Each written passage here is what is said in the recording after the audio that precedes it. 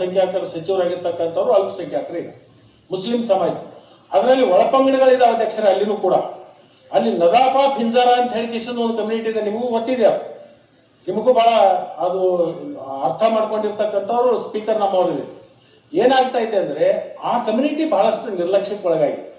ಈ ನದಾಫಾ ಮತ್ತು ಪಿಂಜಾರ ಅಂತಕ್ಕಂಥ ಏನು ಸಮುದಾಯ ಇದೋ ಆ ಸಮುದಾಯ ಸರ್ಕಾರದ ಸವಲತ್ತುಗಳಿಂದೂ ವಂಚಿತ ಆಗಿದೆ, ಉದ್ಯೋಗದಲ್ಲಿನೂ ವಂಚಿತ ಆಗಿದೆ, ಅದರ ಜೊತೆಗೆ ರಾಜಕೀಯದಲ್ಲಿನೂ ಕೂಡ ಸಾಕಷ್ಟು ವಂಚಿತ ಆಗಿರ್ತಕ್ಕಂಥ ಒಂದು ಸಮುದಾಯ ಏನಿದೆಯಲ್ಲ, ಆ ಪಿಂಜಾರ್ ನದಾಫ್ ಅಂತಕ್ಕಂಥ ಏನು ಸಮುದಾಯ ಇದೆ ಅದಕ್ಕೆ ತನ್ನದೇ ಆಗಿರ್ತಕ್ಕಂಥ ಒಂದು ಒಳ ಮೀಸಲಾತಿಯಲ್ಲಿ ಅವರಿಗೊಂದು ಸ್ಥಾನಗಳನ್ನ ಕೊಡ್ತಕ್ಕಂಥ ಕೆಲಸಗಳಾಗಬೇಕು.